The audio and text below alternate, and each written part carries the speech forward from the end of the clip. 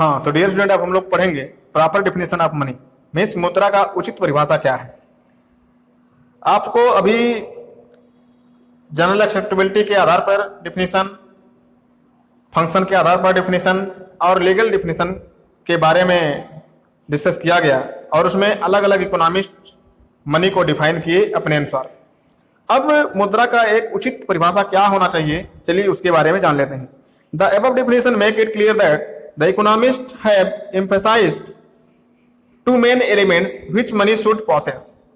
जो इकोनॉमिस्ट जो अलग अलग डिफिनेशन दिए वो सभी एक कह सकते हैं कि निष्कर्ष निकाल ले कि कम से कम दो तत्व मुद्रा के लिए होने चाहिए।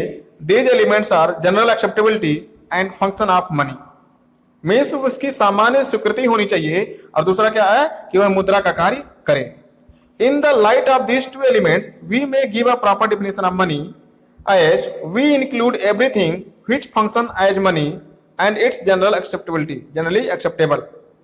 और इस प्रकार से जो दोनों एलिमेंट हैं, जो दोनों तत्व हैं, इसके आधार पर कहा जा सकता है कि वह सारी वस्तुएं मुद्रा हैं जो मुद्रा के रूप में कार्य करें और सामान्य स्वीकृति रखें। तो ये प्रॉपर डिफिनेशन के अंतर्गत यहाँ पे ये इसका मीनिंग समझ में आ जाएगा आपको।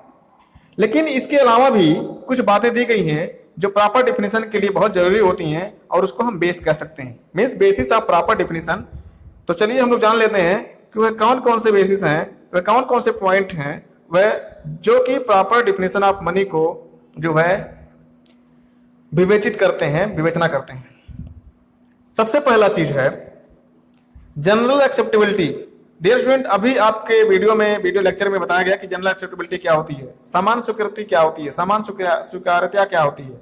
अर्थात कि ऐसी वस्तु जो सभी व्यक्तियों के द्वारा मुद्रा के रूप में स्वीकार किए जाएं उसे हम मुद्रा कह सकते हैं। दूसरा है वॉलंटरी एक्सेप्टेंस, स्वैच्छिक स्वीकृति होनी चाहिए, किसी भी प्रकार का प्रेशर नहीं होना चाहिए। याद रख लीजिए, पहला पॉइंट क्या है जनरल एक्सेप्टेबिलिटी, दूसरा क्या है वॉलंटरी अर्थात स्वैच्छिक, किसी व्यक्ति को वह पर्टिकुलर वस्तु मुद्रा के रूप में एक्सेप्ट करने के लिए प्रेशर नहीं होना चाहिए, वह स्वैच्छिक वहां पर स्वैच्छिक एक्सेप्टेंस होना चाहिए, तभी उस वस्तु को हम जो है मुद्रा के रूप में ट्रीट कर सकते हैं। तीसरा है मीडियम ऑफ एक्सचेंज, वह पर्टिकुलर वस्तु, वह गुड्स और थिंग्स मीडियम ऑफ एक्सचेंज के रूप में प्रयोग में आने चाहिए, उसके अंदर ये क्वालिटी होनी चाहिए। There should be the quality of medium of exchange in that commodity, that is all the people should be ready to take it in exchange of their own commodity. Fourth point is that measure of value, means उस वस्तु के अंदर value major करने की भी क्षमता होनी चाहिए। There should be the merit in the commodity that the valuation of commodities and services could be done by it. And next point is that final payment of loan.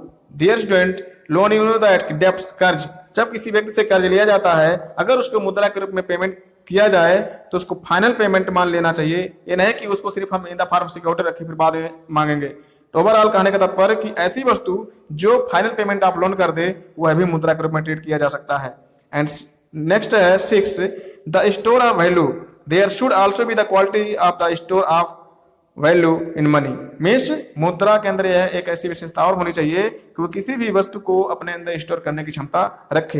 And vast scope, और उसका area भी क्या होना चाहिए, बहुत विस्तृत होना चाहिए, जो कि बहुत विस्तृत क्षेत्र में एक्सेप्टेबल हो, लोग उसको स्वीकार करें और in the form money use करें। तो इस तरह से ये सारे पॉइंट जो है किसी भी डिफिनेशन ऑफ मनी को जो प्रॉपर बना सकते हैं। अगर किसी भी वस्तु को हम मनी के रूप में ट्रीट करते हैं, उसको परिभाषित करते हैं, तो ये सारी बातें जो आपके साथ डिस्कस किया गया, ये सारी बातें विशेषता के तौर पर जो है मुद्रा में means in the form of elements होने चाहिए, तभी मुद्रा को प्रॉपरली डिफाइन किया जा सकता है। तो डियर स्टूडेंट, आज के लिए इतना ही, बहुत बहुत धन्यवाद। आपको नेक्स्ट क्लास में फंक्शन ऑफ मनी के बारे में जिक्र किया जाएगा, उसमें डिस्कशन किया जाएगा, इसको आप लोग घर पे पढ़ें और फिर नेक्स्ट वीडियो का इंतजार करें, उसमें फंक्शन ऑफ मनी के बारे में एक्सप्लेनेशन दिया जाएगा, व्याख्यान दिया जाएगा। आज के लिए इतना ही, बहुत बहुत धन्यवाद। Thank you very much.